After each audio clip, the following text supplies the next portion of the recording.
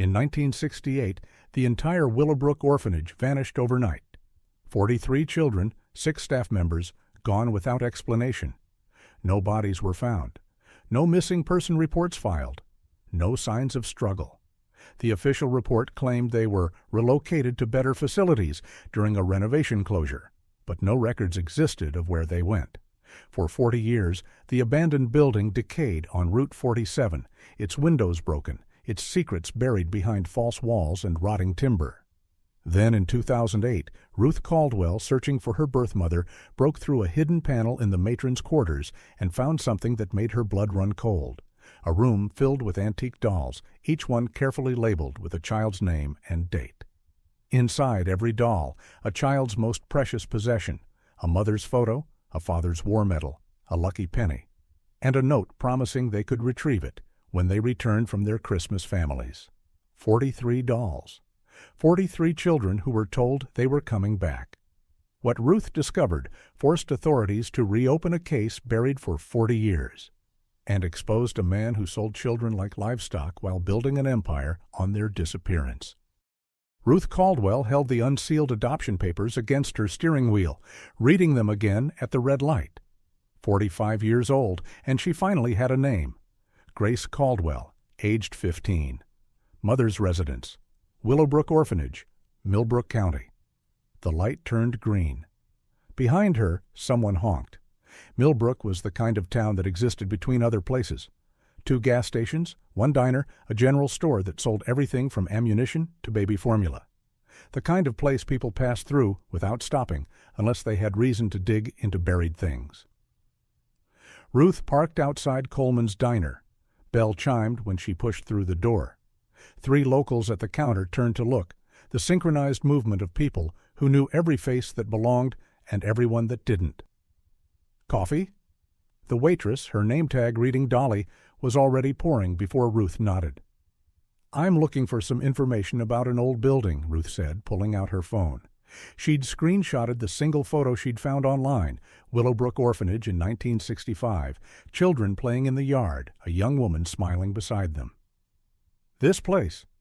Willowbrook Dolly's hand stopped mid-pour. Coffee overflowed the cup, pooled in the saucer. "Shit." Dolly grabbed a dish rag, mopping the spill. "Sorry, that place, nobody asks about that place." The man at the counter's end, wearing coveralls stained with motor oil, stood up, dropped a 5 on the counter. "Dolly, I got to get back to the shop." "Me too," said another, though his eggs sat half-eaten. Within 90 seconds, Ruth sat alone at the counter. Dolly kept wiping the same spot, making it worse. "You family of someone?" "Maybe." "My mother was there." "Grace Caldwell?" "Don't know any names." "Before my time." Dolly's eyes flicked to the window. "But if you're smart, you'll let it be. Nothing good comes from digging up Willowbrook." "Where is it?" "The building?" "Route 47, about 4 miles west, but—" Dolly leaned closer, voice dropping. "Earl Hensley, he was groundskeeper back then. Still lives out that way. He don't like visitors. And Vernon Whitmore, he owned it. He really don't like questions." "Vernon Whitmore's still alive?" "Oh, yeah. Richest man in 3 counties. Owns half the town, other half owes him money." Dolly straightened as the bell chimed. "Earl, speak of the devil." The old man who entered moved like his joints were rusted hinges. Flannel shirt despite the heat, pants held up with suspenders. His eyes went straight to Ruth, then to her phone on the counter, the orphanage photo still displayed. "You're asking about Willowbrook," he said. "Not a question." Ruth nodded. Earl's jaw worked like he was chewing something bitter. "Why?" "My mother was there. In 1968. "No, she wasn't." Earl's voice was flat. "Nobody was there in 68. Place was empty by then." "But the records say—" "Records are wrong." Earl moved closer, bringing the smell of tobacco and wood smoke. "You seem like a nice lady. Got a family?" "A daughter." "Then go home to her. Forget Willowbrook. Forget your mother was ever there." His eyes had the kind of desperate intensity that came from holding secrets too long. "Some doors, you open them, you can't close them again." And Vernon Whitmore, he's got ways of making people wish they'd never asked questions. Earl turned to leave, stopped at the door. If you're fool enough to go out there anyway, don't go alone, and don't go at night, and whatever you find— He shook his head.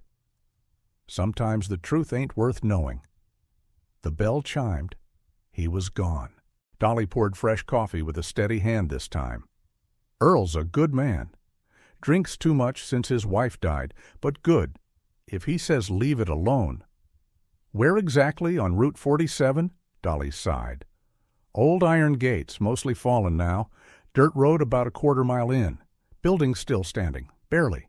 Kids go out there sometimes, dare each other to go inside. Most don't make it past the front door. Why? Because.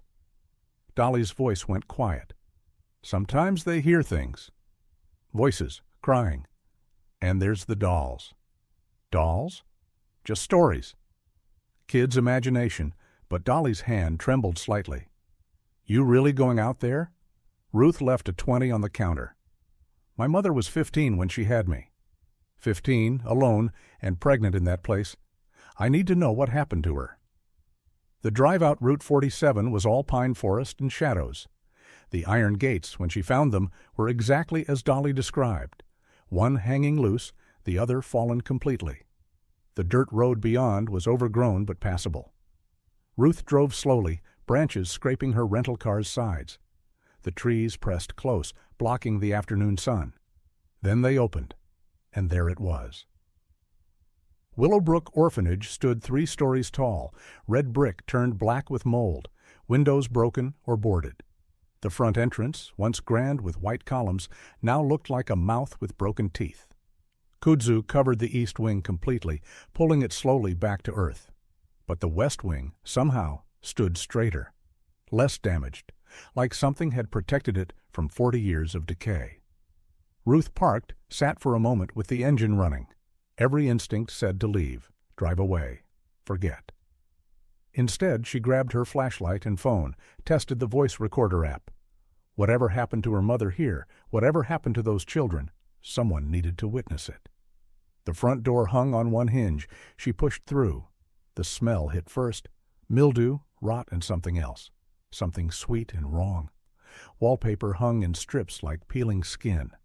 A grand staircase climbed into darkness. Half its steps collapsed. But there were paths through the debris, freshish paths where feet had worn trails through the dust and fallen plaster. Ruth followed one toward the west wing, through what must have been administrative offices. File cabinets stood open and empty, desks overturned. But one door at the hall's end was different, solid, newer than the rest. The matron's quarters, according to a brass nameplate, green with age. Inside, the preservation was unsettling, like stepping from 2008 back to 1968.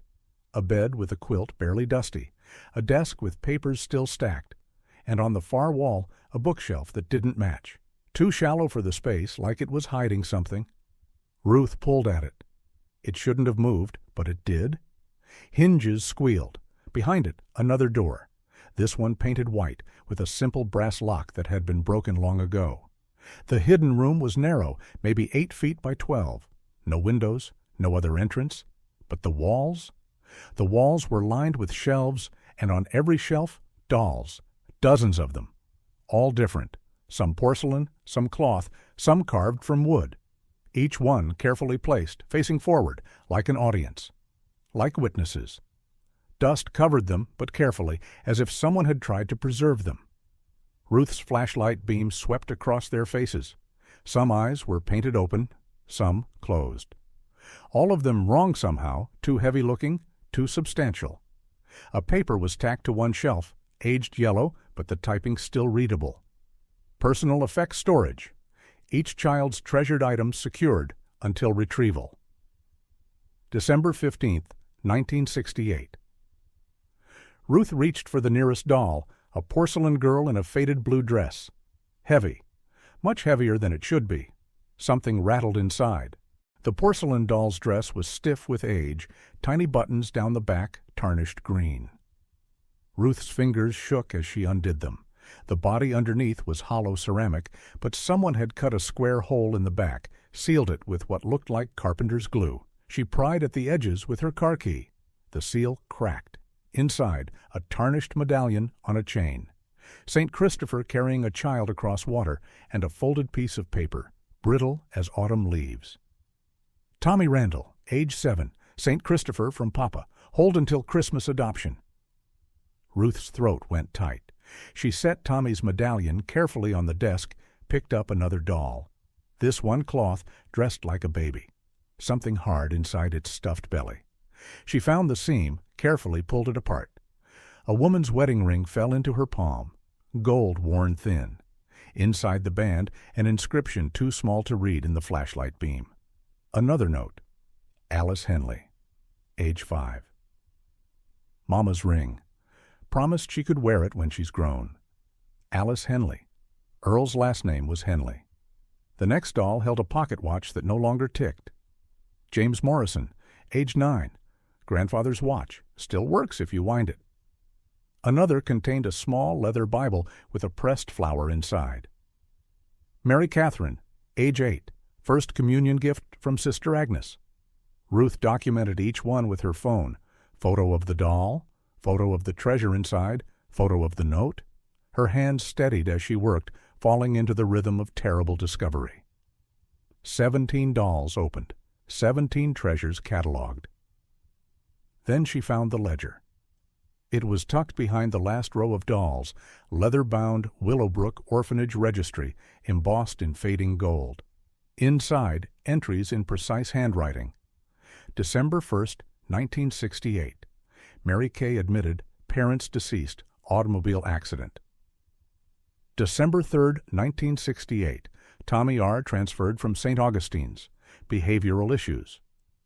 December 8th, 1968. Alice H. abandoned at entrance, approximately age 5 inches. Entries continued through December 14th. Then, in different handwriting, rushed and slanted. December 15th, 1968. Special Placement Initiative. VW approved. All remaining residents relocated. Personal effects secured pending retrieval. 43 names listed, ages 3 to 16. Ruth photographed every page, then searched for her mother's name. Found it near the end. Grace Caldwell, age 15. Admitted March 1968. Pregnant, father unknown. Baby due January 1969. Her mother had been 7 months pregnant when she disappeared. Shouldn't be here, Ruth spun. Earl Hensley stood in the doorway, his shape backlit by fading daylight from the outer room. Jesus, you scared me. Good. Should be scared. Earl entered the hidden room, his eyes avoiding the dolls. Followed you out. Figured you wouldn't listen. Never do, you types looking for family. You knew about this room? Helped build it.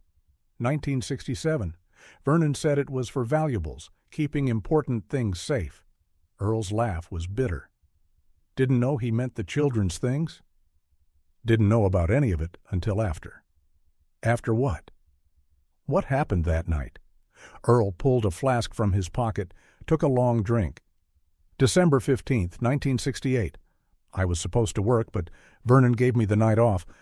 Paid holiday, he said. First one ever. Should have known something was wrong. He moved to the shelves, fingers hovering near but not touching the dolls. Next morning I come in. Everyone's gone. Vernon's there with Sheriff Pike. Says there was an emergency relocation. Gas leak in the heating system. Had to move the children quick, middle of the night, for their safety.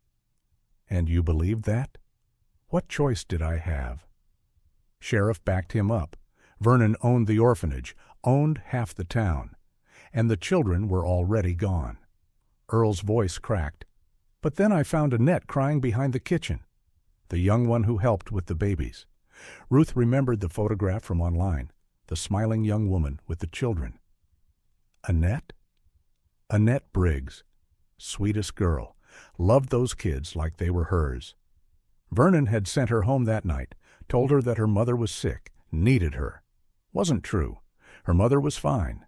When Annette came back the next morning, found the place empty. Earl took another drink. She never was the same after. Where is she now? Still around. Still under Vernon's thumb. He gave her a job. Keeps her close. Secretary at his main office. 40 years she's been there, like she's doing penance for something that wasn't her fault. Ruth picked up the ledger. This says Special Placement Initiative. What does that mean? Means Vernon found a way to make money off those kids, one last time. Earl's face twisted. You got to understand, Willowbrook wasn't state-funded. Vernon ran it like a private business, taking in unwanted kids, collecting donations, finding families to adopt. But by '68, donations were drying up. State was asking questions about conditions, credentials. So he sold them. Can't prove it, but yeah, that's what I think. Earl pointed to the dolls. Annette made these. Vernon told her it was for Christmas, a nice gesture. Let each child put their special thing inside for safekeeping while they went to meet their new families. Temporary, he said. They'd come back after Christmas to collect them if the adoptions went through. But they never came back. No record of them anywhere. I checked over the years. No death certificates, no adoption records. Like they just stopped existing. Earl's eyes finally met hers.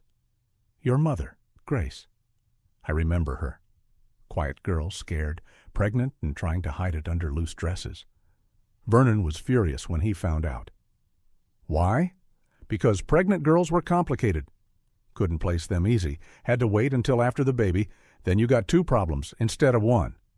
Earl paused. Unless someone wanted both. Mother and baby package deal. Ruth felt sick. Someone bought my pregnant mother? Don't know for sure. But December 15th, she was here.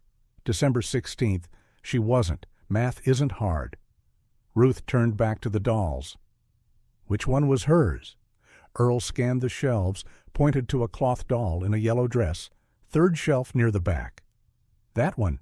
Remember Annette making it special, said Grace, liked yellow. Ruth lifted it carefully, heavier than the others. Inside, she found a hospital bracelet. Grace Caldwell, admitted March 3, 1968. And something else, a small ultrasound photo, grainy and faded. The first picture of herself, taken before she was born. The note read, Grace C., age 15, baby picture. She wanted to keep it to show her child someday.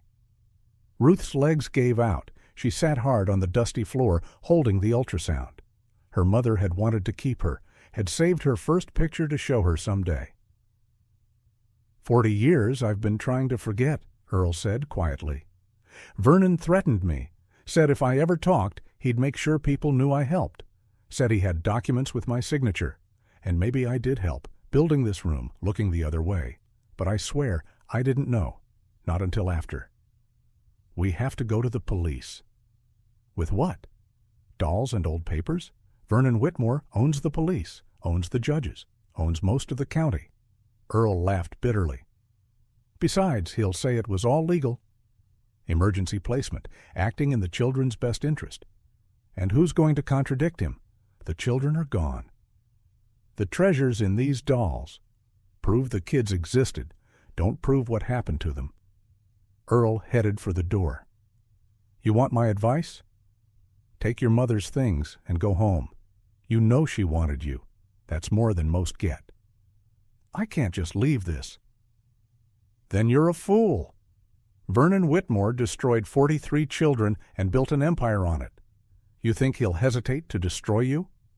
Earl stopped at the doorway. But if you're determined to dig, talk to Annette. She knows more than she's ever said. Just be careful. Vernon keeps her on a short leash for a reason. After Earl left, Ruth continued documenting. Every doll, every treasure, every name. The twin dolls holding matching halves of a locket. The oldest child's doll containing car keys. He'd been weeks from aging out. The youngest, barely 3, had left a stuffed mouse missing one eye. By the time she finished, darkness had fallen completely. Her phone battery was dying. But she had it all. Evidence that 43 children had existed, had been told they were coming back, had trusted enough to leave their most precious possessions behind. Tomorrow, she'd find Annette Briggs. The Millbrook Public Library opened at 9. Ruth was waiting at 8:30, Laptop bag over her shoulder, the ledger tucked inside. She'd spent the night at a motel 20 miles away, doors locked, curtains drawn, uploading photos to 3 different cloud services. The librarian, a woman in her 70s with silver hair pinned in a neat bun, smiled as she unlocked the door. "Early researcher. My favorite kind. I'm Martha." "Ruth, I'm looking for newspaper archives from 1968. Martha's smile flickered. "Willowbrook?" Ruth nodded. "Third person this year, though the other 2 were teenagers, urban explorer types." Martha led her to a back room with microfilm readers. 1968's a popular year for that particular tragedy." "You remember it?" "I was 28, working at the elementary school." Martha pulled out several boxes of microfilm. "December 16th, 1968. Woke up to sirens everywhere. Sheriff's cars, state police, even some federal vehicles, all headed out, Route 47. She loaded the first reel. But by afternoon, they were gone. Sheriff Pike held a press conference. Said there'd been a gas leak, children evacuated safely to other facilities. Case closed. Ruth scrolled through the December issues. Found it on December 17th, front page. "Willowbrook Orphanage closes. Children safely relocated after gas emergency." The article was brief. Quoted Sheriff Pike saying all children were transferred to appropriate facilities throughout the state. Quoted Vernon Whitmore expressing deep gratitude for the swift action that saved young lives. No follow-up articles, no questions asked. "That's it?" Ruth asked. "No one investigated further?" Vernon Whitmore owned the newspaper. Still does. Martha glanced at the door, lowered her voice. "But I saw the trucks that night." "What trucks?" "I lived out near Route 47 then. December 15th, around midnight. I heard engines. Looked out my window." Martha's fingers twisted her wedding ring. 3 moving trucks, 2 vans, all headed toward Willowbrook. Then about an hour later, they came back. Drove right past my house, heading different directions. North, south, east." "You're sure about the time?" "Positive. I was up with my baby. Colicky thing never slept. I watched those vehicles split up at the intersection, like they didn't want to be seen together." Ruth made notes. "Did you tell anyone?" "Told Sheriff Pike. He said I was mistaken.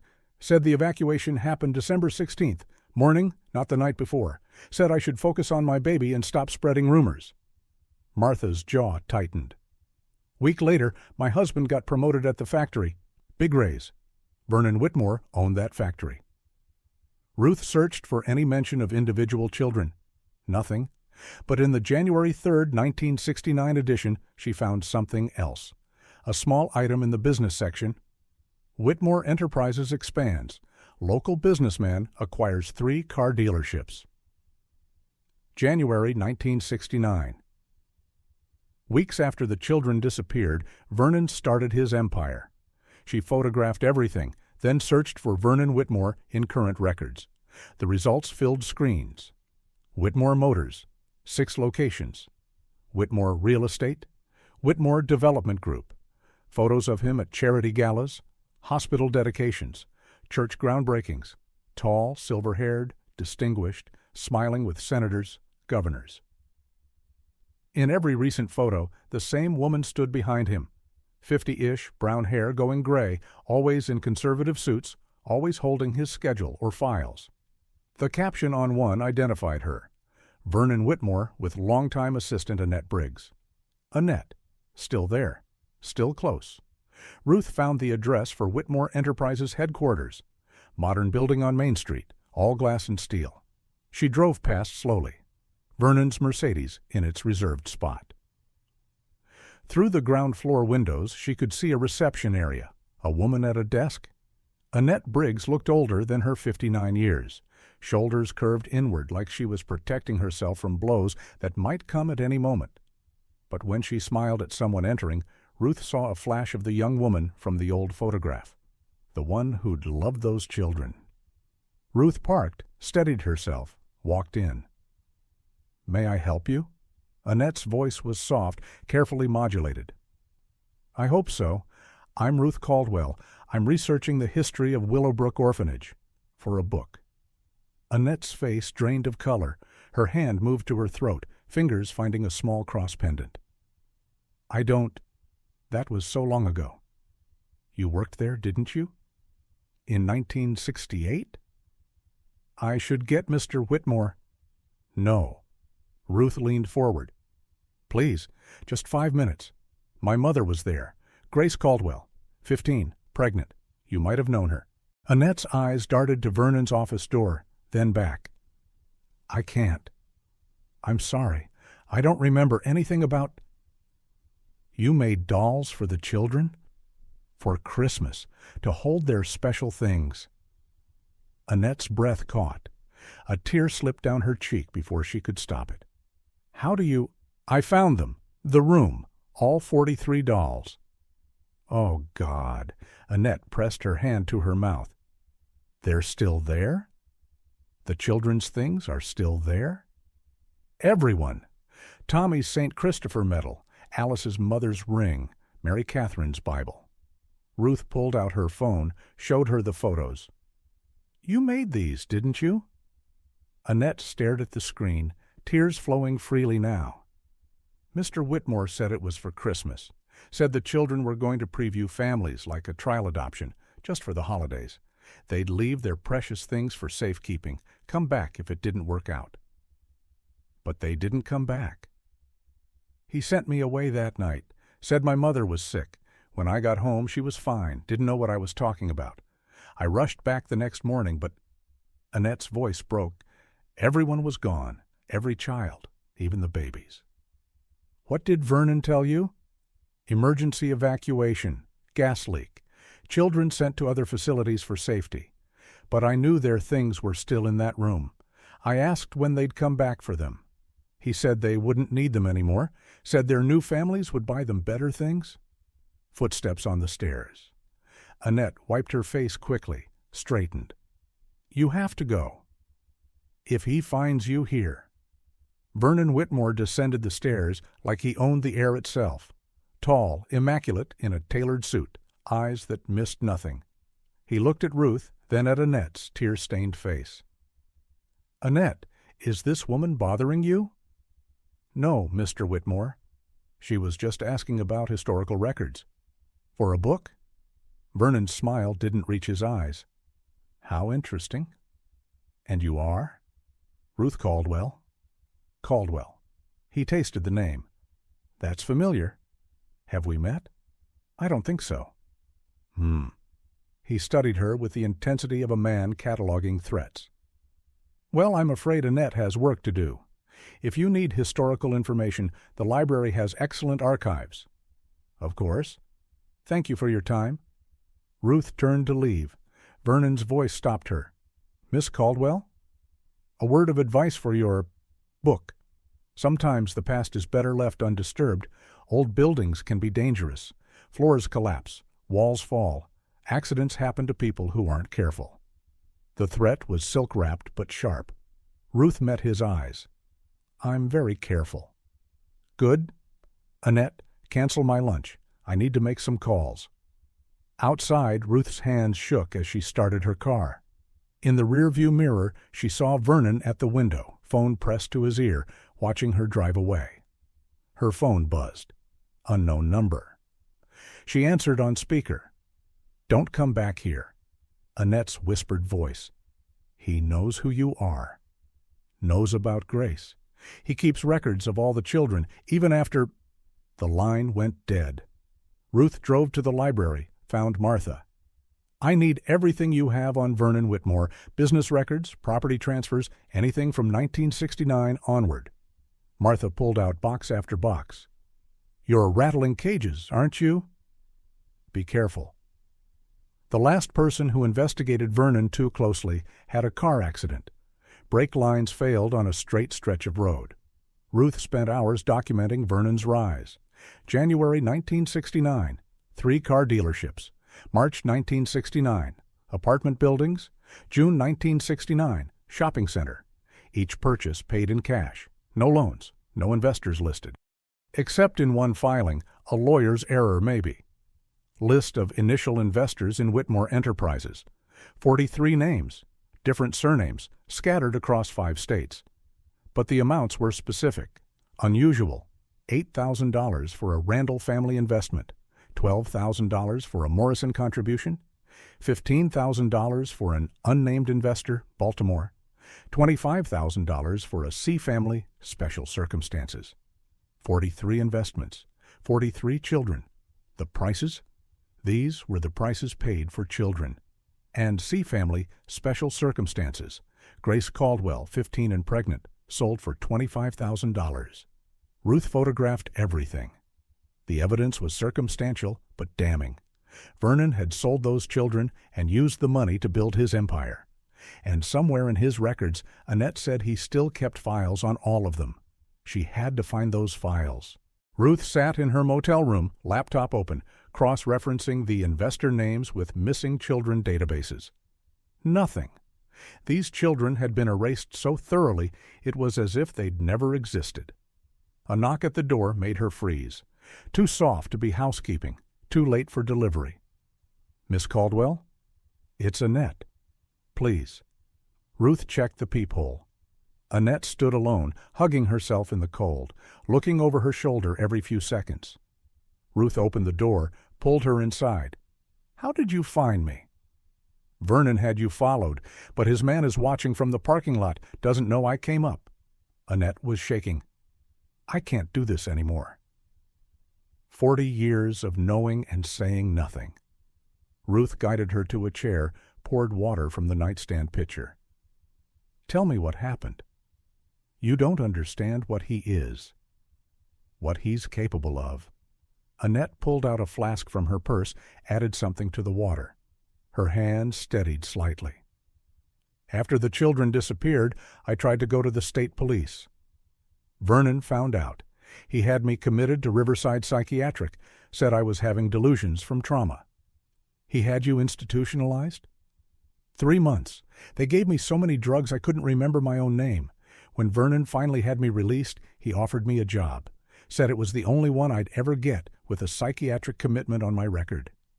Annette's laugh was bitter. 40 years, every day sitting outside his office, every day remembering those children's faces. Ruth showed her the photos on her laptop. "These dolls you made? Tell me about them."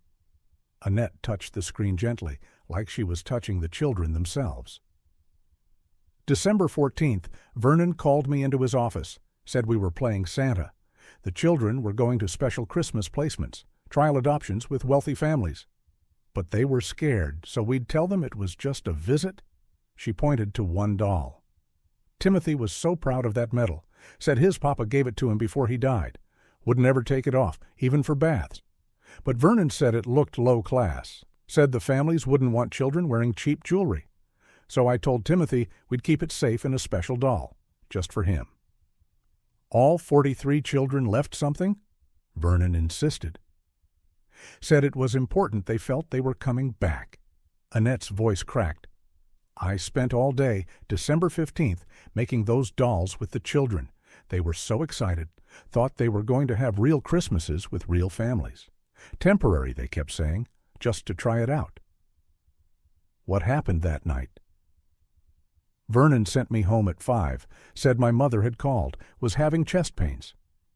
But when I got home, she was making dinner, completely fine. I tried to call the orphanage, but the line was busy. Tried to go back, but the roads were blocked. Sheriff's cars everywhere, saying there was a gas leak." Annette pulled out a yellowed envelope. "Next morning, I went back. Everyone was gone. Vernon was there with Sheriff Pike, telling me about the emergency evacuation.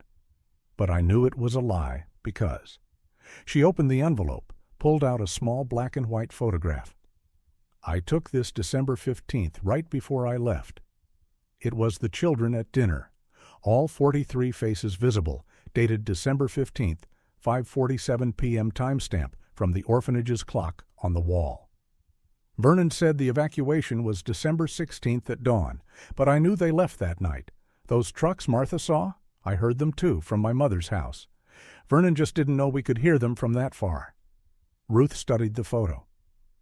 Do you know where the children went? Some of it. Over the years, working for Vernon, I've seen things, filed things. Annette pulled out a small notebook. I started keeping track. Little things I noticed. She opened it.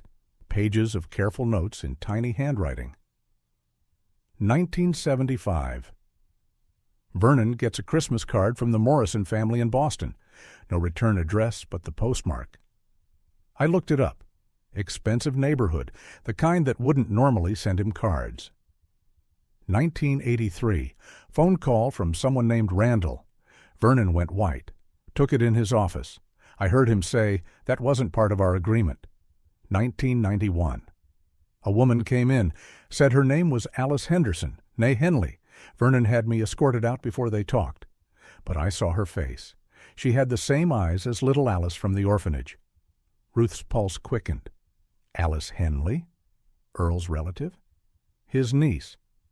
Her parents died in a fire, 1963. Earl brought her to Willowbrook because he couldn't care for her, visited every Sunday until... Annette swallowed. Until she was gone. You think this woman was that Alice? I know she was. Because after she left, Vernon was rattled. Had me pull all the old Willowbrook files from storage. Spent 3 days going through them. Then had them moved to his home office.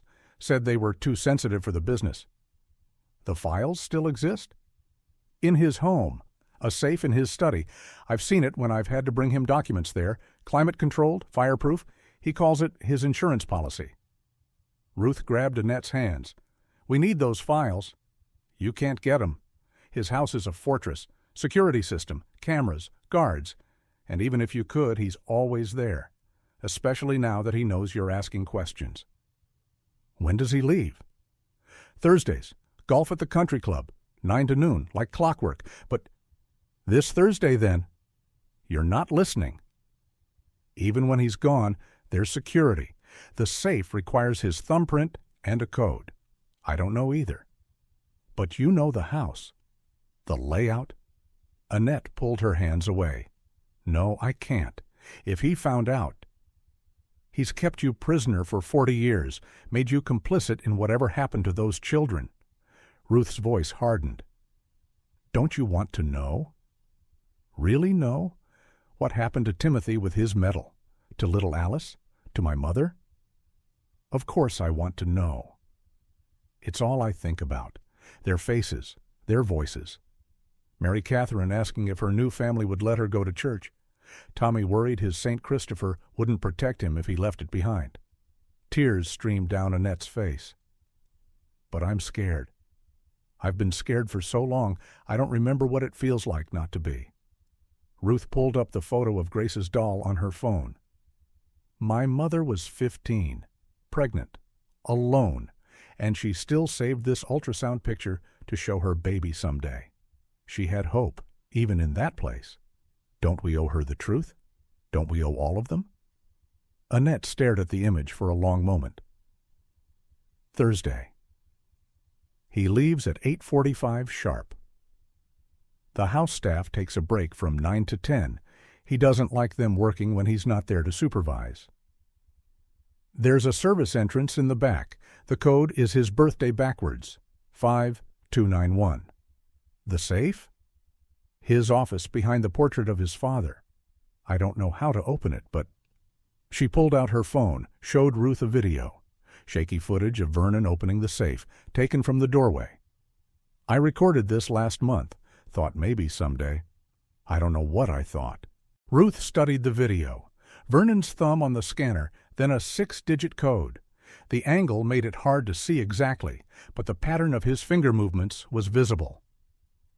Annette, this is enough. We can... There's more. Annette's voice dropped to a whisper. The files aren't the only evidence. There's a woman in Cedar Falls, lives in a big house, never goes out. Vernon visits her once a month, has for 20 years. Who is she? I don't know, but he brings her money, cash, and once I heard him on the phone after visiting her. He said, she's getting worse. Remembering things, might need to increase her medication. Ruth's blood went cold. You think she's one of the children? or someone who knows what happened. The house is in Vernon's name, but the bills go to a trust. The Willowbrook Foundation. Annette stood to leave. I've told you everything I know. Thursday morning, you'll have maybe 20 minutes before the staff comes back. Don't waste them. At the door, Annette paused. That photo you showed me, all the children at dinner, I know their faces by heart, every name, every story. If you find the truth, will you? Her voice broke. Will you tell me? Even if it's horrible? I promise. Annette nodded and slipped out. Through the window, Ruth watched her drive away. In the parking lot, a dark sedan started its engine, followed her. Ruth pulled out her phone, called the one person she trusted. Mom? Maggie's voice worried. It's late. Are you okay? I'm fine, sweetheart. But I need you to do something for me. Upload those files I sent you to that journalist friend of yours, the one who did the corruption story on the governor. Tell her not to publish yet, but to be ready. Mom, you're scaring me. Just as insurance, baby. I'll be home soon. After hanging up, Ruth studied the video of Vernon at his safe, the thumb placement, the code pattern. She played it frame by frame, mapping his finger movements. Thursday, 3 days away. 3 days to plan how to break into the house of the most powerful man in 3 counties and steal evidence of a 40-year-old crime. She looked at the photo of the children at their last dinner, faces bright with hope for families that would love them. 3 days. Ruth spent Tuesday at the county records office, pulling property transfers from 1969. Every cash purchase Vernon made that year traced back to different banks, different cities. Boston, Baltimore, Philadelphia, Richmond, Atlanta. Cities where the trucks had gone that night. The amounts were specific, strange. $8,000 here, $12,000 there. Not round numbers like normal investments, more like prices negotiated for individual items, or individual children. Her phone rang. Unknown number. Miss Caldwell? This is Richard Morrison from Boston. I think you've been looking for information about Willowbrook. Ruth's breath caught. Morrison, one of the names from the investor list. Who gave you my number? Martha at the library. She thought we should talk. Long pause. I was adopted in 1968, December 16th, actually. My parents always said they got me through a private arrangement, paid cash, no agency. Mr. Morrison, please, just listen. I'm 47 years old. All my life, something felt wrong. No birth certificate, just an amended one, no adoption papers. When my adoptive father was dying last year, dementia, he kept apologizing, said they bought me. Actually used that word, bought. Ruth gripped the phone tighter. Did he say from who? A man named Whitmore said he had more kids if we wanted them later. Premium quality, he called us, like we were livestock. Richard's voice was bitter. I've spent a year trying to trace where I came from. Then Martha called today, said you were investigating Willowbrook. Can we meet? I'm driving down tomorrow, but Ms. Caldwell, I'm not the only one. I hired a private investigator, found 2 others. Same story. Adopted December 1968, no papers, parents paid cash. We're all from the same place, aren't we? Willowbrook? I think so, yes. How many? 43 children disappeared that night. Silence. Then, Jesus Christ. 43. After Richard hung up, Ruth drove to Cedar Falls, searching for the house Annette had mentioned. Found it on the north side, a Victorian behind high walls, curtains always drawn. The mailbox had no name, just a number. She parked down the street, watched. At 4 p.m., a nurse in scrubs arrived, used a key. At 8 p.m., the nurse left. Night shift arriving. Someone needed round-the-clock care. Wednesday morning, Ruth visited the Cedar Falls County clerk. The house was owned by the Willowbrook Foundation, taxes paid automatically from a trust. But the trust documents were public record. One beneficiary listed, patient W23. W23. Willowbrook, child 23? She checked the ledger photos on her phone. Child 23 in the admission order was Grace Caldwell, her mother. Ruth's legs nearly gave out. She sat on the courthouse steps, trying to breathe. Her mother was alive, living 10 miles away, under Vernon's control for 40 years. That evening she met Richard Morrison at the motel. He was tall, graying at the temples, with the kind of careful posture that came from expensive schools. "This is what my father left me." He handed her a folder. Bank records from 1968. December 18th, he withdrew $12,000 cash. December 20th, deposits started his business. Construction equipment, property purchases. He built his fortune on that money. The price of a child?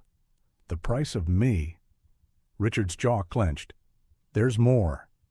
My DNA test last year? I got a match. Half-sister, living in Virginia. Lisa Randall Park. Adopted the same week as me. Have you contacted her? We've been talking for months. She remembers Willowbrook. Not much, she was only 6, but she remembers the dolls. Said she had to put her father's war medal in one for safekeeping. Ruth showed him the photos, found the doll with the medal. This one? Richard stared at the screen. That's it. That's exactly what she described. Purple Heart from Korea. His voice broke. Her biological father was a war hero who died, and she had to leave his medal behind in a doll.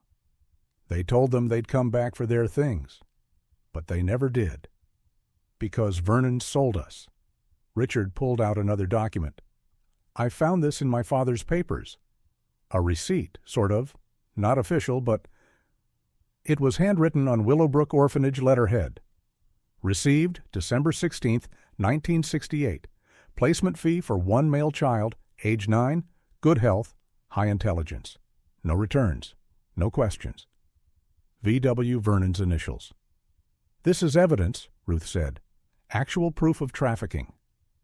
It's proof he took money, not proof of what happened to the others. Richard leaned forward. Lisa and I want to help. We've been searching for others. Found a woman in Maryland who thinks she might be from Willowbrook, but she was so young, only 3. Doesn't remember anything except a room full of dolls that scared her. Ruth's phone buzzed. Annette, texting from a number she didn't recognize. He knows about Boston man visiting. Moved the golf game to Friday. Tomorrow no good. Then immediately after, wait, no. Emergency board meeting New York City tomorrow. He's leaving tonight. Flying back Friday morning. GONOW. Ruth looked at Richard. Change of plans. Vernon's leaving town tonight. This might be our only chance. Chance for what? To get into his house. Find the files. Find proof of what happened to all 43 children. Richard didn't hesitate. I'm coming with you. It's breaking and entering. It's finding out who I really am. He stood. And making the bastard who sold me pay for it. They drove both cars to Vernon's neighborhood, parked streets away. The house was dark except for security lights. Ruth had watched enough to know the patterns. Camera at the front door, another at the garage. But the service entrance Annette mentioned had only a motion light. 5-2-9-1. The lock clicked open. Inside was a mudroom, then a kitchen that could have served a restaurant. They moved carefully, phone flashlights pointing down. The study was exactly where Annette had described. West wing, second door. Vernon's father glared from the oil painting. Behind it, the safe. State-of-the-art biometric lock. Thumbprint scanner, Richard muttered. We're screwed. But Ruth had come prepared. She pulled out the kit she'd bought from a suspicious but well-paid computer store clerk. Graphite powder, tape, gelatin sheet. Vernon's thumbprint would be all over his office. She dusted the desk drawer, found a perfect print, lifted it with tape, transferred it to the gelatin. The scanner was sophisticated, but not impossible to fool. The gelatin thumb worked. Now the code. She pulled up the video, watched Vernon's finger movements frame by frame. First digit was definitely 1, second could be 2 or 5. She mapped each possibility, Richard recording on his phone. Fourth try, 1-5-6-8-4-3. The safe opened. Inside, hundreds of files, each labeled with a name and number. Ruth grabbed them, passing stacks to Richard, who photographed pages with mechanical efficiency. W1 through W43. 43 children, each with a detailed file. Photos, medical records, personality assessments, and placement records, where each child went, who paid, how much. Tommy Randall, W7. $8,000. Boston, Massachusetts. Placed with Randall family. Alice Henley, W15. $10,000. Philadelphia, Pennsylvania. Henderson family. James Morrison, W18. $12,000. Boston, Massachusetts. Morrison family. And there, near the bottom, Grace Caldwell, W23. $25,000. Special circumstances. Mother and unborn child package. Baltimore initially, relocated 1988 to Cedar Falls. Monthly maintenance payments. Status: permanent residential care. Ruth's hand shook. Her mother was alive. Had been alive all these years, just 10 miles away. "There's more," Richard said, pulling out a leather journal from the safe's bottom compartment. Vernon's personal record, handwritten. December 15, 1968.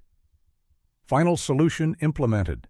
Sheriff Pike handled beautifully. 3 trucks, 2 vans, 5 drivers, children distributed across state lines within 6 hours. Adoption fees collected in cash, untraceable. Total profit, $445,000. They photographed every page. Lists of families who bought children, payment schedules. And worse, notes about children who were difficult to place. W31, behavioral issues, sent to Marshfield Institute for Medical Trials. W38, W39, twins, developmental delays, sold to Blackwood Research. Not all the children went to families. Some were sold to institutions, research facilities, places that needed test subjects. A car door slammed outside. They froze. Footsteps on the front porch. A key in the lock. Ruth grabbed the most important files. Grace's, the payment records, the journal. Richard took photos of the open safe, the files still inside. Vernon's voice carried from the entrance. Flight was canceled. Damn weather in New York. They slipped out the service door as Vernon entered his study. Ruth heard his roar of rage as they reached their cars. Her phone exploded with calls from unknown numbers as they drove away. She didn't answer. They had the evidence. Names, addresses, amounts. Proof that Vernon Whitmore had trafficked 43 children and built an empire on their sale. And they had the address where her mother had been kept for 20 years. Ruth's motel room door rattled under heavy knocking at 3 a.m. "Ms. Caldwell? Vernon Whitmore? We need to talk." She checked the peephole. Vernon stood there, no longer the polished businessman. Hair disheveled, tie loose, rage barely contained. Behind him, 2 large men she didn't recognize. "I've already called the police," Ruth lied. "No, you haven't." "Because you know they work for me?" Vernon's voice was calm, reasonable, the tone of a man used to getting what he wants. "Open the door, or my associates will open it for you." Ruth grabbed her phone, started recording. "What do you want?" "You took things from my home. Private documents. I want them back." "I don't know what you're talking about." "The woman you were with at my house, Annette, she's already confessed, told me everything, about your mother, Grace, about your pathetic search for truth." He leaned closer to the door. "Did you know your mother's been asking for you? All these years, calling for the baby she thinks died?" Ruth's chest tightened. "You told her I died?" "Easier that way. Pregnancy psychosis, the doctors called it. Believing in a baby that never existed. The medication helps, mostly." Vernon's voice turned pleasant, conversational. "She's fragile, your mother. One shock, one disruption to her routine, and who knows what might happen. The mind is such a delicate thing." "You're threatening her?" "I'm explaining reality. Your mother requires specialized care, expensive care. I've provided that for 40 years. But funding could be reconsidered." Ruth opened the door but kept the chain on. "Those children? You sold them?" "I found them homes." Vernon's eyes were flat, reptilian. They were unwanted, forgotten, heading for state institutions. I gave them families who desperately wanted children, families with means to provide good lives. You trafficked them, sold them like property. I saved them. His face reddened. Do you know what happened to orphanage children in the 60s? Aged out at 16, thrown onto the streets, half ended up in prison or dead within 5 years. I gave them futures. What about the ones who went to research facilities? W31 to Marshfield Institute? The twins to Blackwood Research? Vernon's composure cracked. How did you... He caught himself. Some children were difficult to place, special needs, behavioral issues. The facilities provided care they couldn't get elsewhere. Medical experiments? You sold children for medical experiments? Prove it. Vernon smiled now, cold and certain. 40-year-old accusations from stolen documents? My lawyers will destroy you, but I'm reasonable. Return what you took, leave town tonight, and your mother continues getting her care. She lives comfortably, safely, until her natural end. And if I don't? State budget cuts are terrible these days, facilities closing, patients transferred to cheaper places, rougher places. He stepped back. You have 1 hour to decide. My men will wait outside. After he left, Ruth called Richard. He's here, threatening my mother. I've been busy too. Posted everything to a friend who runs a journalism blog. It goes live in 6 hours unless I stop it. He has my mother in a facility. If we expose this, we expose it smart. I've got a contact at the FBI, white-collar division. She's very interested in 40-year-old financial crimes that cross state lines. Ruth packed quickly, but her mind was on Cedar Falls. Her mother, 10 miles away, medicated into forgetting she'd ever had a daughter. She slipped out the bathroom window, left her car for Vernon's men to watch. Richard picked her up 2 blocks away. We need to see her, Ruth said. My mother. Before this breaks wide open. Vernon will have people watching. I don't care. They drove to Cedar Falls as dawn broke. The Victorian house looked less ominous in morning light. An older woman in nurse's scrubs was unlocking the front door. Ruth approached carefully. Excuse me, I'm looking for Grace Caldwell. The nurse's eyes widened. No one ever visits Grace. Are you family? I'm her daughter. But Grace says her baby died.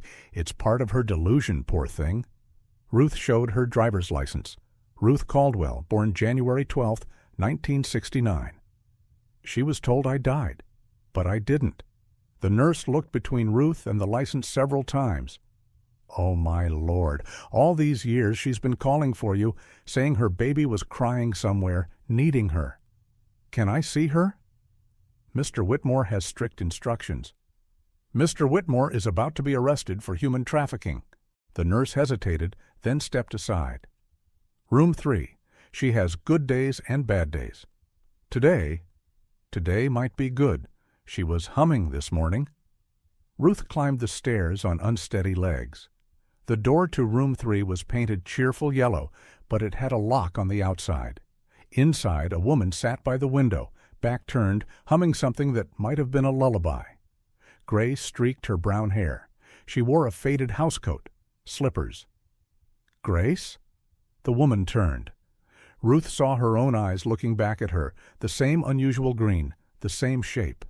But these eyes were clouded, medicated, lost.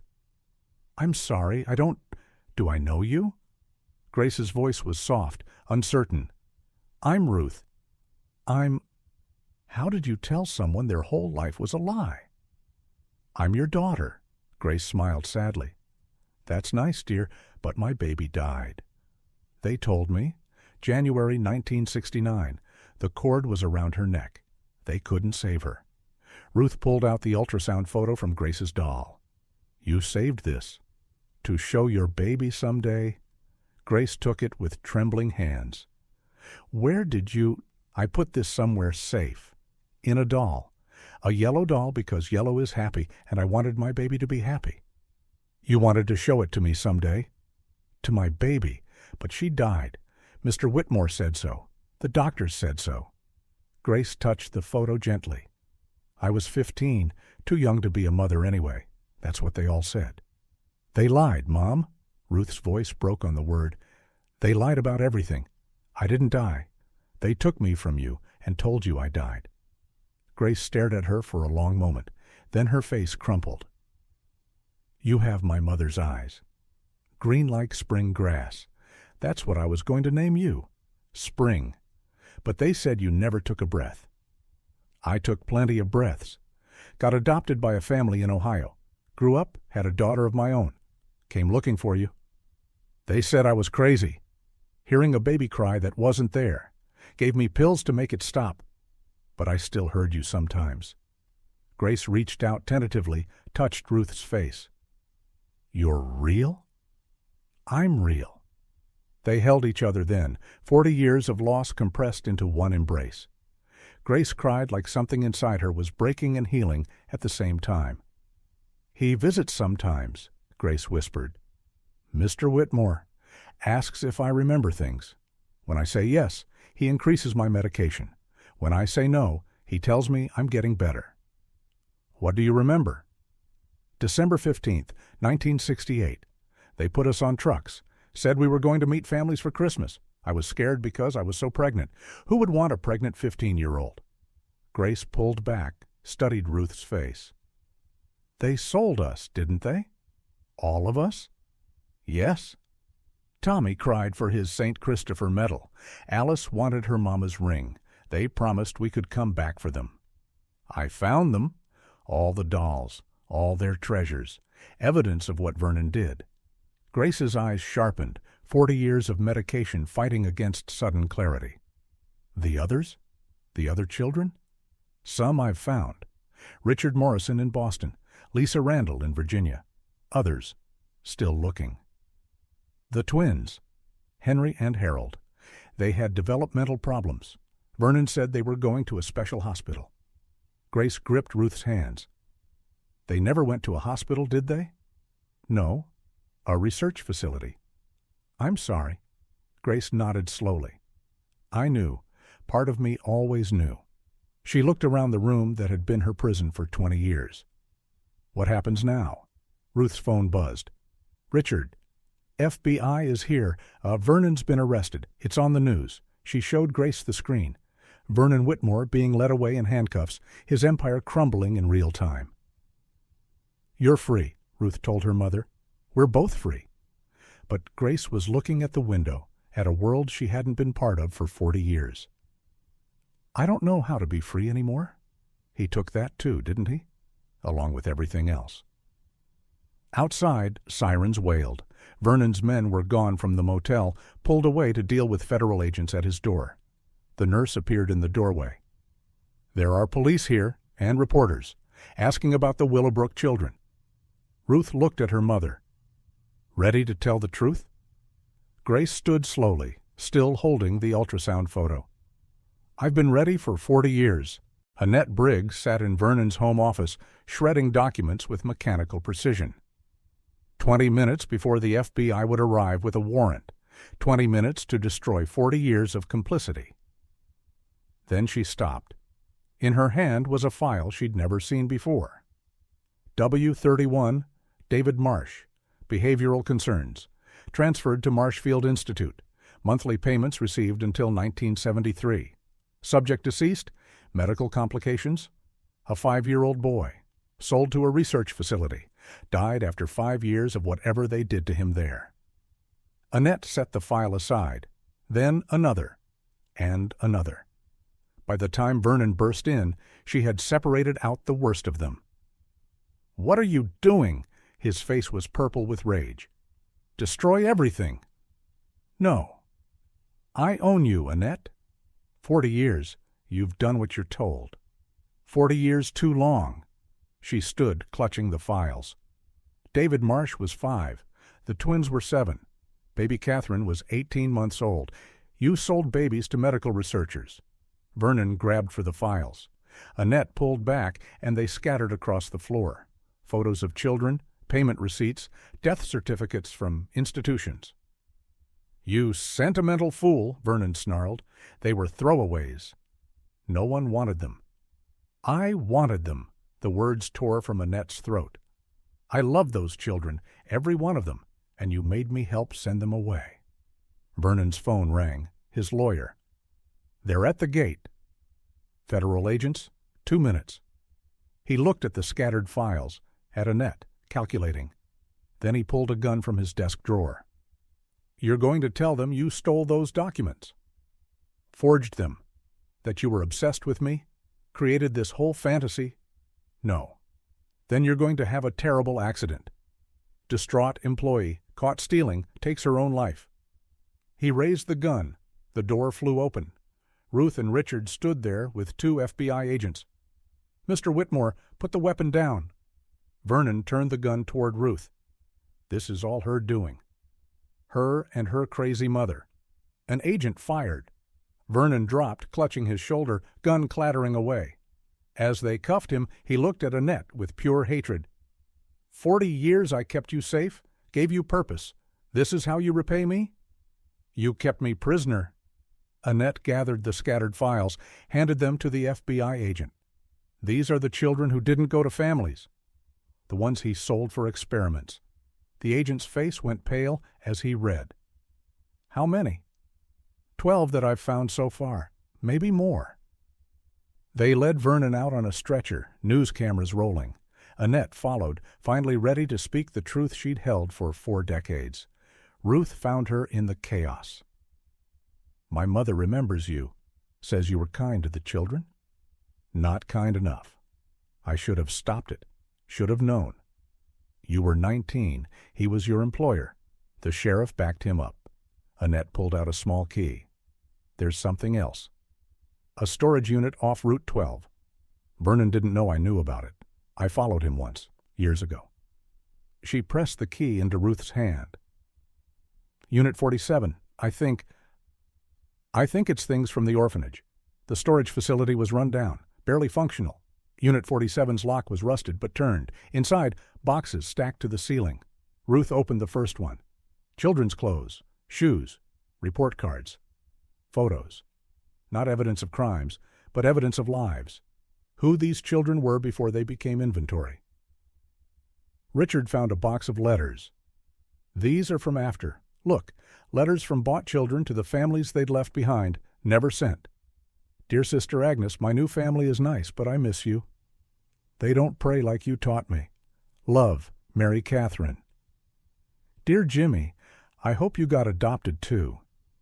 Remember our secret fort? I think about it all the time. Your friend, Michael."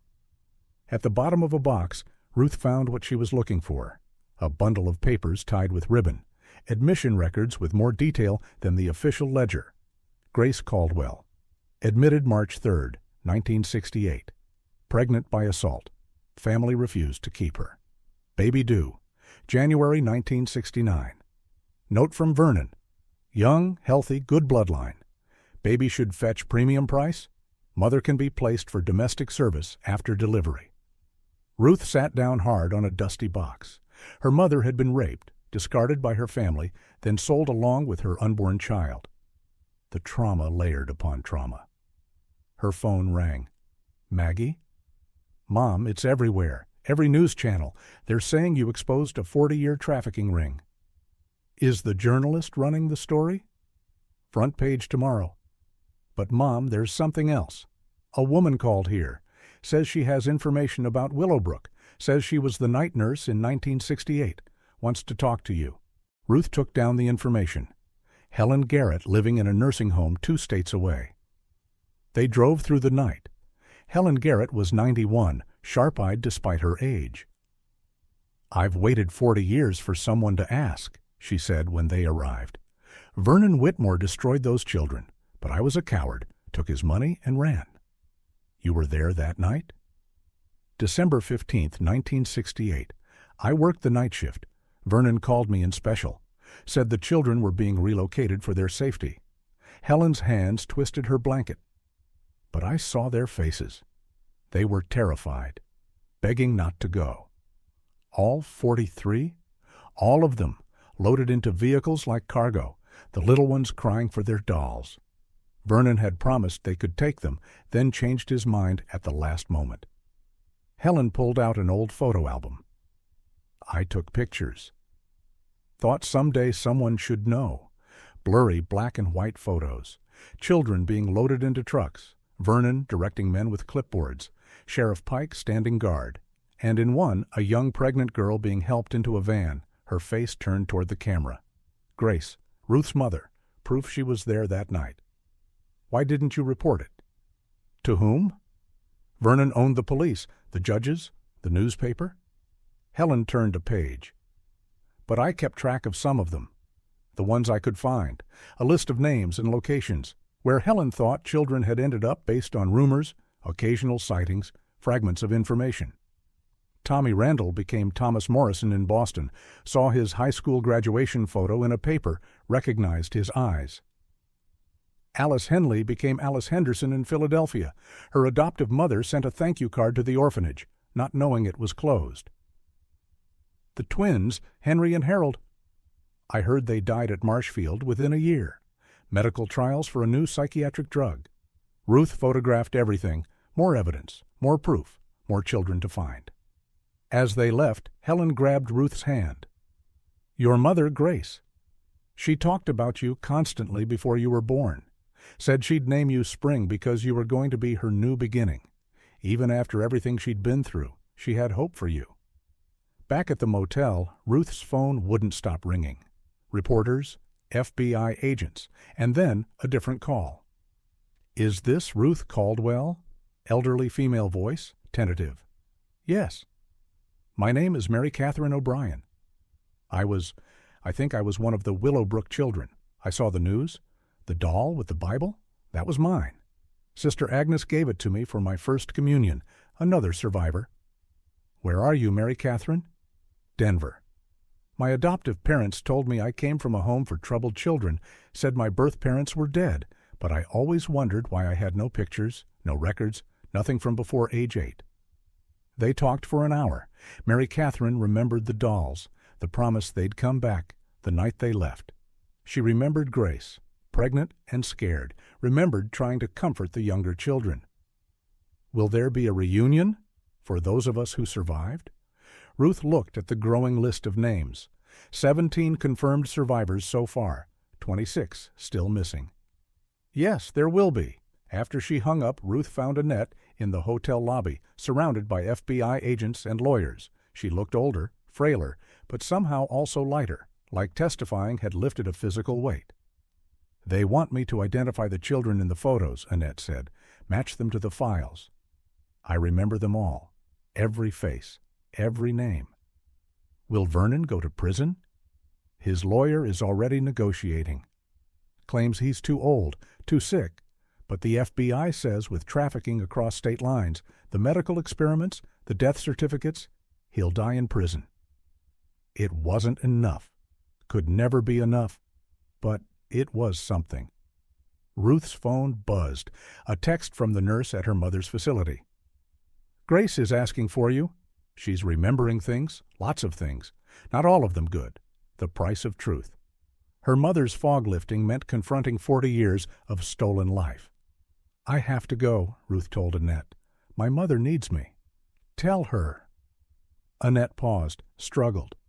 Tell her I'm sorry. For all of it, for not being brave enough to stop it. As Ruth drove toward Cedar Falls, toward her mother, toward whatever came next, she thought about those dolls. 43 children's treasures, waiting in darkness for 40 years. Tomorrow, she'd go back for all of them. Every doll, every treasure, every piece of evidence that these children had existed, had been loved, had been worth more than the prices Vernon put on them. They deserved that much. They deserved to be remembered whole. The FBI task force took over the Millbrook Community Center, transforming it into a makeshift command post. Boxes of evidence lined the walls, Vernon's files, the dolls from the hidden room, Helen Garrett's photos, decades of financial records. Special Agent Diana Brooks addressed the crowded room. FBI agents, state police, reporters held behind a rope line, and 17 confirmed survivors who'd traveled from across the country. We've identified 31 of the 43 children so far. 17 alive, 14 confirmed deceased, 12 still missing. She pointed to a board covered with photos, young faces frozen in time. Every child was sold. Prices ranged from $5,000 to $25,000 based on age, health, and other factors. Ruth sat with Richard, Lisa, and Mary Catherine. They'd formed an unlikely family over the past week, bonded by shared trauma and stolen childhoods. The facilities? Lisa asked. The research places. What did they do to those children? Agent Brooks's jaw tightened. Marshfield Institute ran psychiatric drug trials from 1968 to 1975. Blackwood Research tested developmental theories on children with disabilities. Both have been shut down for decades, but we're exhuming records. How many died? At least 7 that we can confirm. David Marsh, age 5. The Carpenter twins, Henry and Harold, age 7. Baby Catherine, 18 months. Brooks read each name slowly, deliberately. We're still investigating? An elderly man in the back stood up. I'm Dr. Marcus Webb. I worked at Marshfield in 1969. I was young, just out of medical school. They told us the children were wards of the state, volunteered for the greater good. The room erupted. Lisa threw her water bottle at him. Volunteered? They were children? I know, I'm sorry. That's why I'm here. Dr. Webb pulled out a thick folder. I kept records. Secretly. Everything they did to those kids. The drugs, the doses, the effects. I was too much of a coward to speak up then, but maybe this helps now. Agent Brooks took the folder, flipped through it. Her face went white. Jesus Christ, these were children. Subject W31 showed adverse reaction to experimental compound. Fever, hallucinations, seizures. Webb's voice was hollow. That was David Marsh, 5 years old, loved trains, used to make train sounds during the treatments, trying to take himself somewhere else. Ruth stood up. Where's Vernon? County Hospital under guard. His lawyer is claiming dementia, saying he's unfit for trial. I want to see him. That's not advisable. I don't care what's advisable. That man sold my mother when she was 15 and pregnant. Let me see him. The hospital room smelled of antiseptic and fear. Vernon lay propped up, shoulder bandaged, cuffed to the bed rail. He looked smaller somehow, ordinary. Not the monster who'd controlled 43 children's fates. Come to gloat? His voice was still strong, still arrogant. Come to understand. Why? Why? Vernon laughed. Do you know what happened to orphanage kids in the 60s? Aged out, thrown away, became society's problems. I gave them families. You gave 12 of them to medical researchers. Defectives? Retarded? Disturbed? They would have been institutionalized anyway. Ruth pulled out David Marsh's photo. He was 5. He loved trains. He was damaged goods, violent outbursts, learning disabilities. No family would take him. So you sold him to be experimented on. I found him placement. The institute paid for his care. They killed him. Vernon shrugged. He would have died in a state institution anyway. At least this way, his life contributed to medical knowledge. Ruth wanted to hit him. Instead, she pulled out another photo. The twins, Henry and Harold, 7 years old. Their only crime was being developmentally delayed. Their parents were dead. No relatives. They were heading for Penhurst or Willowbrook State School. You know what happened in those places? At least Marshfield was clean. Modern? Marshfield pumped them full of experimental drugs until their hearts gave out. I didn't know the specifics. You knew enough. You cashed the checks. Vernon's eyes narrowed. You think you're righteous? A hero? You've destroyed hundreds of lives with this crusade. The families who adopted those children, thinking they were legitimate. The survivors who were happy not knowing. Your own mother who was safe and cared for. My mother was drugged into forgetting her own daughter. Your mother was a 15-year-old rape victim whose family threw her away. I gave her shelter. When she had you, I could have dumped her at a state hospital. Instead, I found placement for both of you. You sold us. I saved you. The family that bought you gave you a good life, didn't they? Education? Opportunities? Vernon leaned forward as much as his restraints allowed. Every one of those children got better lives than they would have had, even the ones at the institutes. They had food, shelter, medical care. They had torture disguised as treatment. They had more than they would have gotten otherwise. His voice turned cold. You want to know the truth?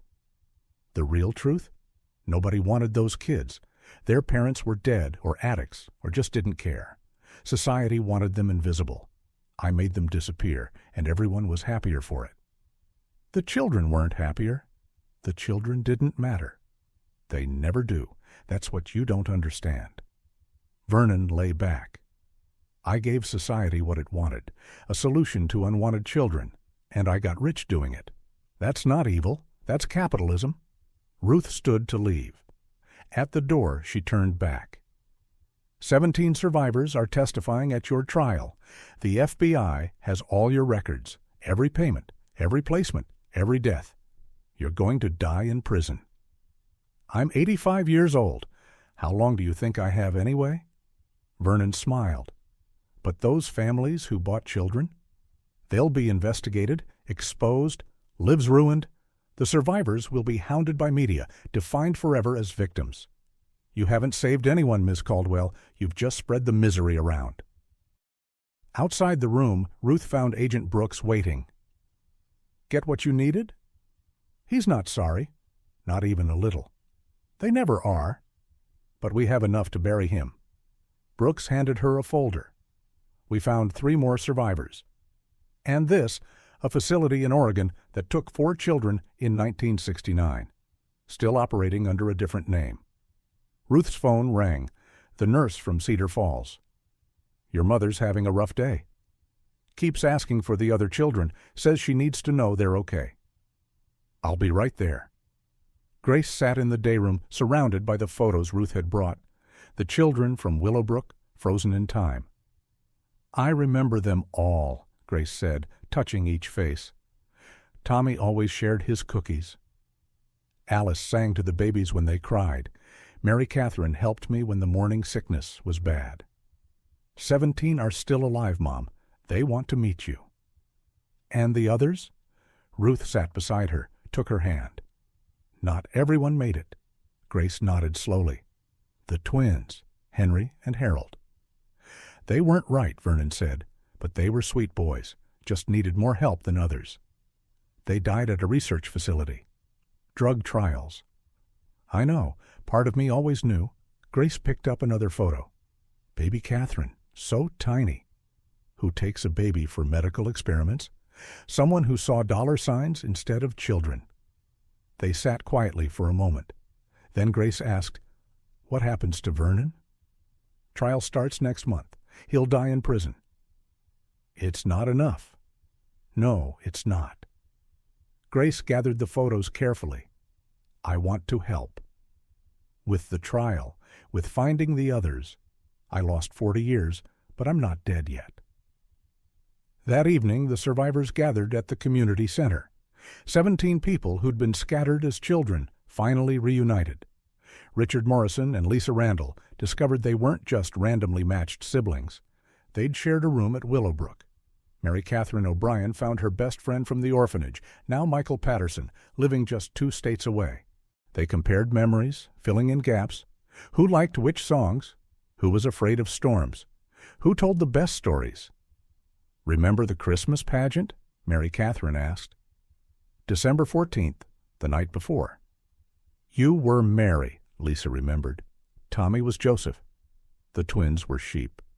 Vernon watched from the back, Michael added. I thought he looked proud. Now I know he was calculating prices. Annette arrived, hesitant at the door. The survivors went silent. I know you hate me, she began. We don't hate you, Mary Catherine said. You were as much a victim as us. No, I was an adult. I should have known, should have stopped it. You were 19, Ruth said. He was your employer. The entire system supported him. Annette pulled out a box. I brought something from the storage unit. She opened it, revealing dozens of small items. Things I saved over the years. Things left behind that night: a hair ribbon, a child's drawing, a wooden whistle, a lucky penny that hadn't made it into the dolls. Each survivor found something of theirs, proof they'd existed before that night, proof they'd been real children with real lives, not just inventory numbers in Vernon's ledger.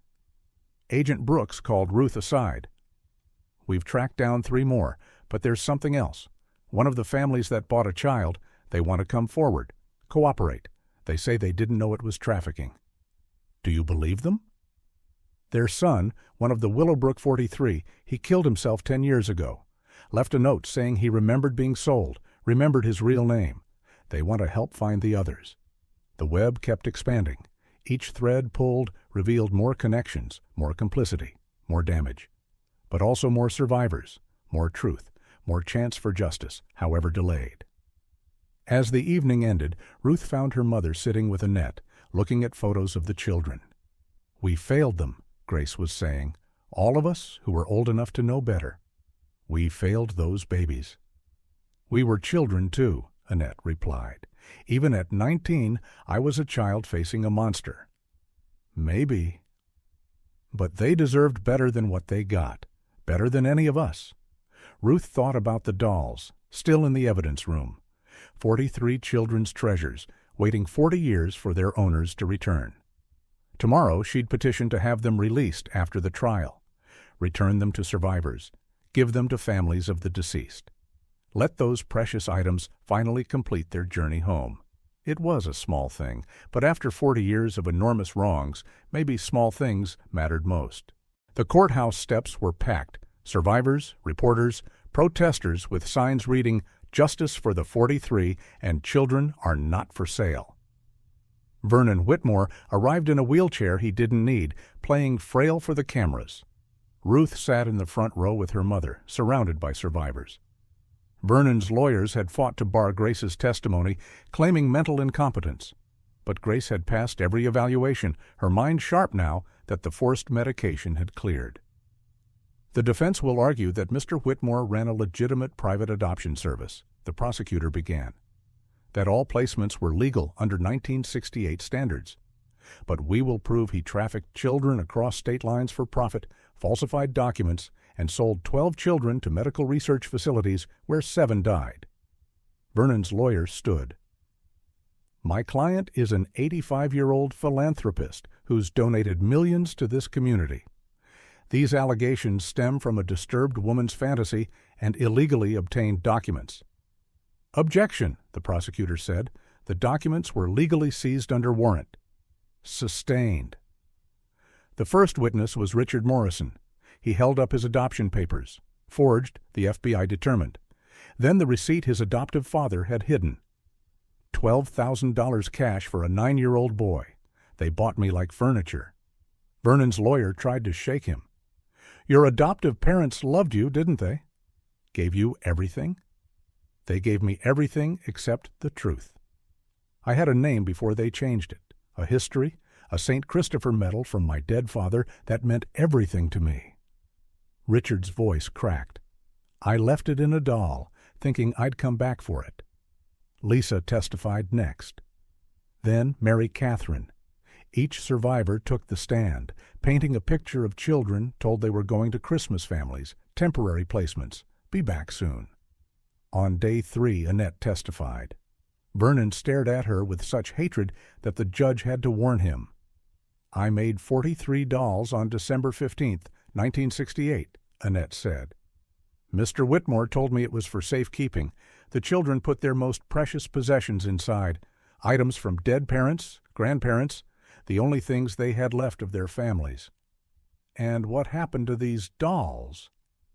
"They stayed in that hidden room for 40 years, because the children never came back, because Mr. Whitmore sold them." The defense attorney stood.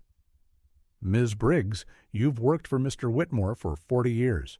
Were you paid well?" "Yes." "Given benefits? Bonuses?" "Yes."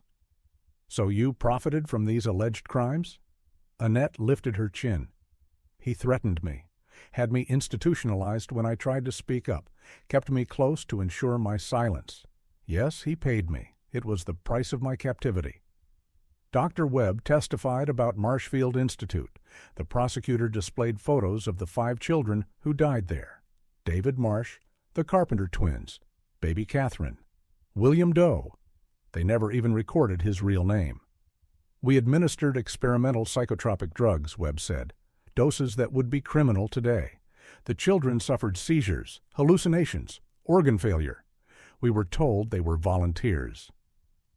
5-year-olds can't volunteer for medical experiments, the prosecutor said. "I know that now."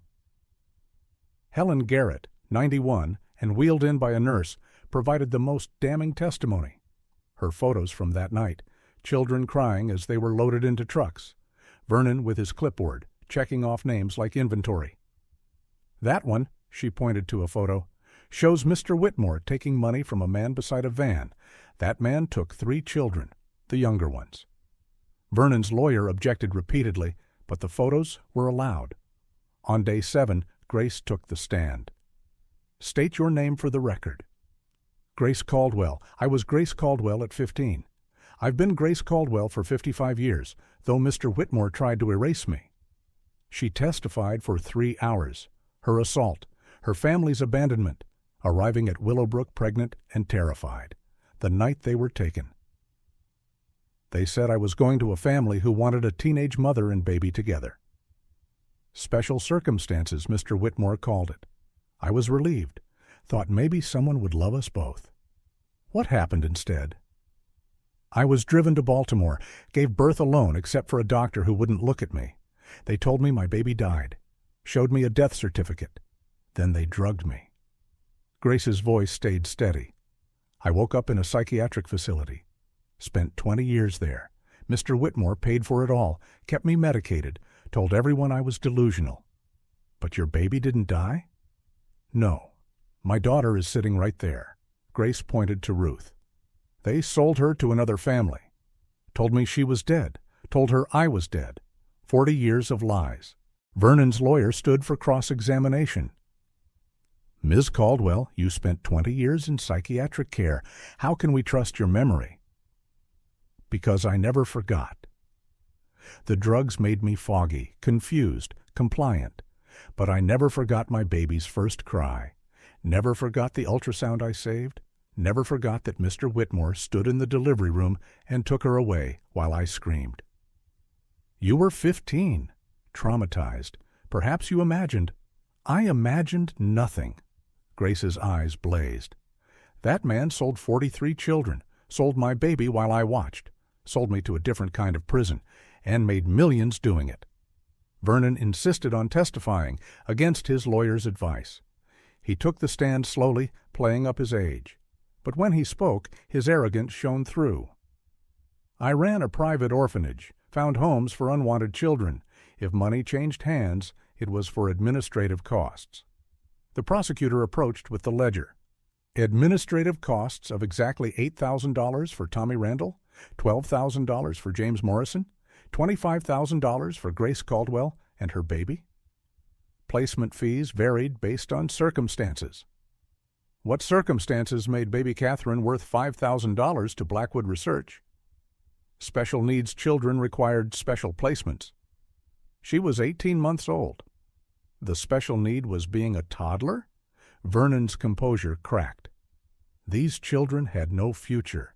I gave them opportunities. You gave them to researchers who killed them. I gave them care they wouldn't have gotten otherwise. You gave them death sentences." "I gave society what it wanted," Vernon shouted. "Those children were throwaways, defectives, burdens. Everyone wanted them gone, and I made them gone."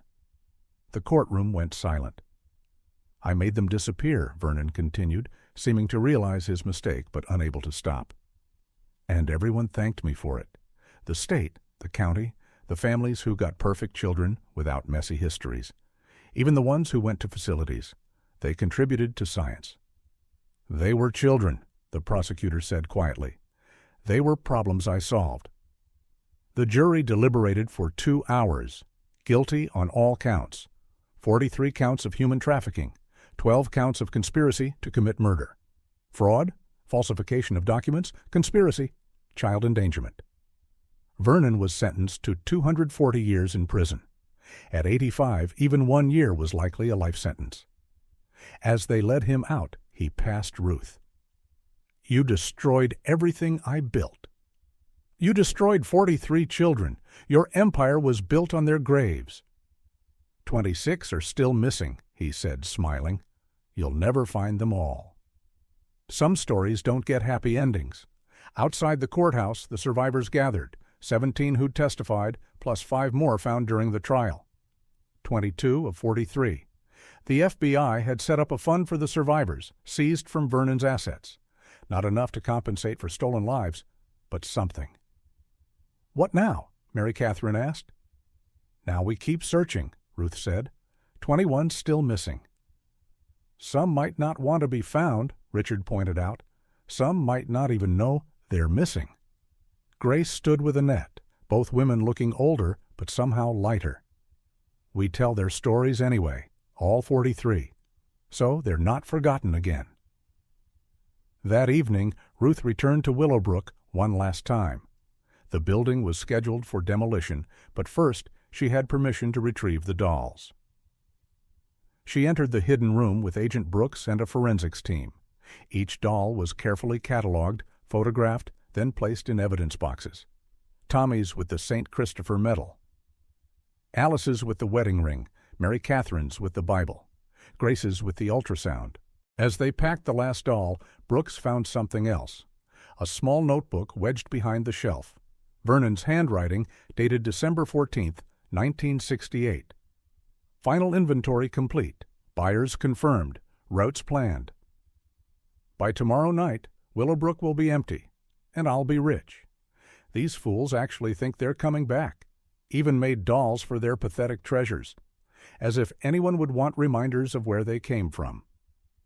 Ruth held the notebook, this final evidence of Vernon's cruelty. He'd known exactly what he was doing, known he was destroying lives, and laughed about it. "We need to copy this for evidence," Brooks said, "but after the appeals are done, you can have it. You and the other survivors, proof that he knew, proof that you were never forgotten, just deliberately erased." As they left Willowbrook for the last time, Ruth looked back at the building. Tomorrow it would be rubble, but the truth would survive. In her car, she found her mother waiting. "Did you get them all? The dolls?" "Every one." "Good." Grace held the ultrasound photo, now laminated and worn from touching. "They deserve to go home, even if home is just a memory now." 21 still missing, Mom." "Then we keep looking. We owe them that much." Ruth started the car, drove away from Willowbrook one final time. In the rearview mirror, the building disappeared into darkness, but somewhere out there, 21 people didn't know their real names, didn't know they'd once left treasures and dolls, believing they'd come back. The search would continue. 6 months later. The memorial garden stood where Willowbrook Orphanage once crumbled. 43 stone markers, each engraved with a name, age, and date. December 15th, 1968. 22 markers had fresh flowers. 21 stood bare, waiting. Ruth knelt beside one. Grace Caldwell, age 15. Her mother stood behind her, finally free of the psychiatric facility, living in her own apartment with support care. "Feels strange," Grace said, "having a grave marker when I'm not dead. You were dead for 40 years. This marks your resurrection." Across the garden, survivors placed their retrieved treasures beside their markers. Richard set his St. Christopher medal on its chain around his stone. Mary Catherine pressed her Bible into a weatherproof case beside hers. Each item returned, each promise finally kept. The 21 empty markers hurt most. Some had first names only. Catherine, 18 months. David, age 5. Others just initials from Vernon's ledger. J.R., age 11. Annette arrived with a van full of children, not Willowbrook children, but their children and grandchildren. 3 generations gathered to witness what had been hidden. "My dad never knew his real name," a young woman said, placing drugstore flowers by a marker reading W31, unknown, age 8. Died thinking he was nobody from nowhere, but he was somebody. He was one of the 43. The FBI had tracked down 7 more survivors in 6 months. Each one thought they were alone in feeling disconnected, in having no history before age 3 or 5 or 8. DNA testing connected them to biological siblings in the group, proving their origins. But 7 found meant 14 still missing. Some probably dead. Others living lives built on lies, never knowing. Agent Brooks attended the dedication, bringing news. Vernon Whitmore died last night. Heart attack in his cell. Nobody cried. Richard spat on the ground. Too easy. He died knowing he lost everything, Ruth said. His money, his reputation, his freedom. That has to be enough. Is it? Lisa asked. Is it enough? They stood in silence, no answer coming. A car pulled up. An elderly woman emerged, helped by a younger man. She walked slowly to the memorial, searched the stones until she found one. Alice Henley, age 5. I'm Alice, she announced to the group. Was Alice Henderson for 50 years, but I'm taking my name back. She pulled out a small jewelry box. My adoptive mother gave me this when she was dying, said it belonged to my birth mother, told me I was bought from a man named Whitmore, paid $10,000 cash. Earl Hensley, 93 and bent with age, began crying. Alice? Little Alice? You're my brother's girl. He died in that fire with your mama. I brought you to Willowbrook because I couldn't. I was too young, too poor. They embraced, family reunited after 55 years. I remembered you, Alice whispered. Sunday visits. Peppermint candies.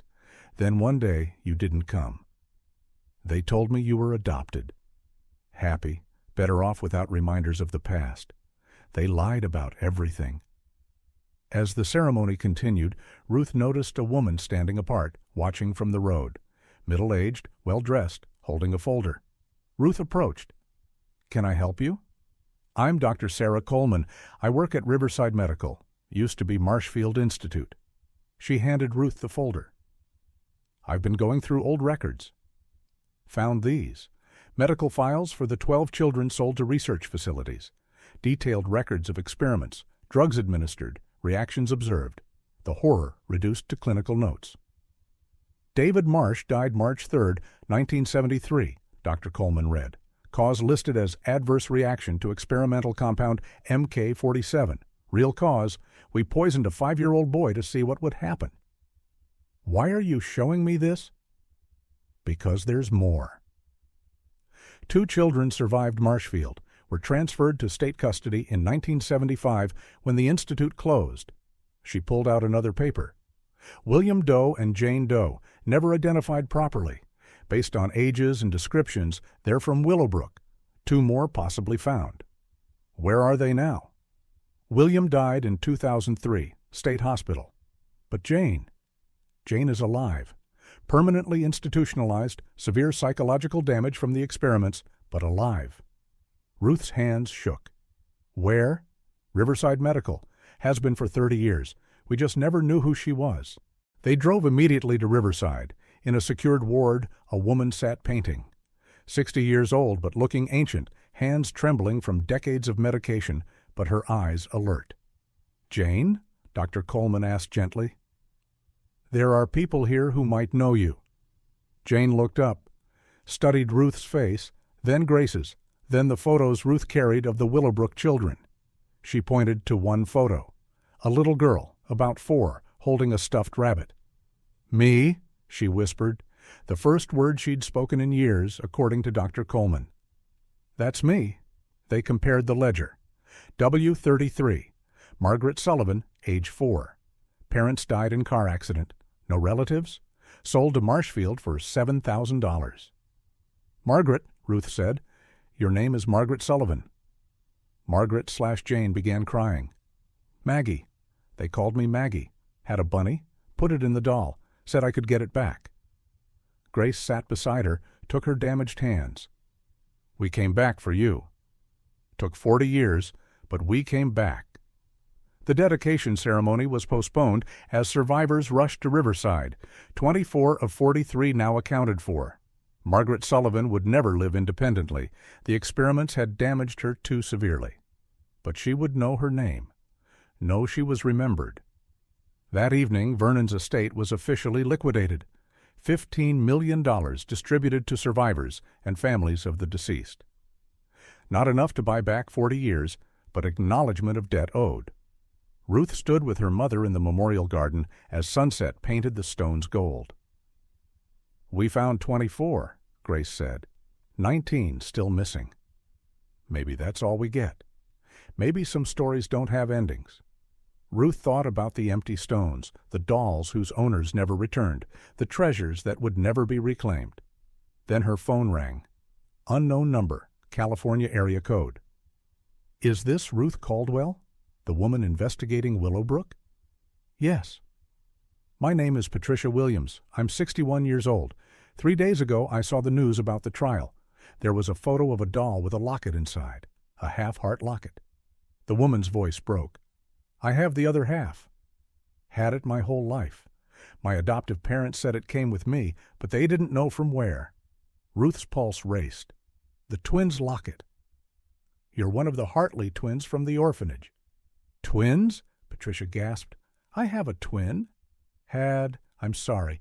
Your sister died 5 years ago, but she searched for you her whole life. Her daughter has been looking for you." Patricia was crying now. "What was her name?" "Penelope. Penny. You were Patty and Penny Hartley." "Patty," she repeated. "My name was Patty. 25 found." As Ruth hung up, she looked at the memorial stones. 18 still empty, but no longer forgotten. The local historical society had agreed to maintain the garden permanently. School children would visit, learn the story, understand what happened when society decided some children mattered less than others. A year later, 3 more survivors were found through DNA testing. One had become a senator, never knowing his origin. Another was homeless, always feeling disconnected from the family that raised him. The third had spent her life in therapy, trying to understand why she felt bought. Vernon Whitmore's name became synonymous with child trafficking. Laws changed. Adoption records opened. Other orphanages were investigated. Ruth published a book with all 43 stories, even the incomplete ones. She donated profits to survivor funds and organizations fighting human trafficking. At the 5th anniversary memorial, 31 survivors and their families gathered. The empty stones now had photos beside them, faces rescued from old records. Grace spoke at the ceremony, still fragile but determined. 43 children disappeared on December 15, 1968. Today, we've found 31.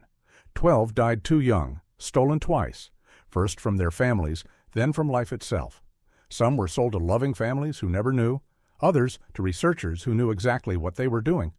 All of us lost decades to one man's greed. She paused, looked at the stones. But we survived. We found each other.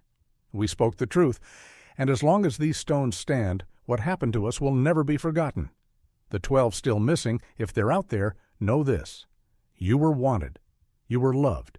You were worth more than the prices put on you, and we'll never stop looking.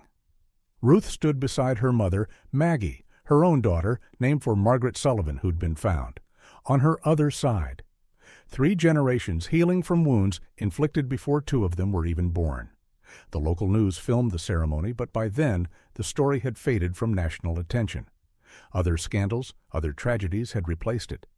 But in Millbrook, the memorial stood. 43 stones, 43 names, 43 children who were sold but not erased, and in a hidden room's memory, 43 dolls had waited in darkness until someone finally came back. The treasures were home, even if some of the children never would be. In Ruth's house, in a special cabinet, she kept Grace's doll, the one that held the ultrasound. Sometimes she held it, thinking about circles closing, promises kept, truths that took 40 years to tell. Her mother was alive. Damaged, but alive. She was found. They were both found. It had to be enough. It was enough.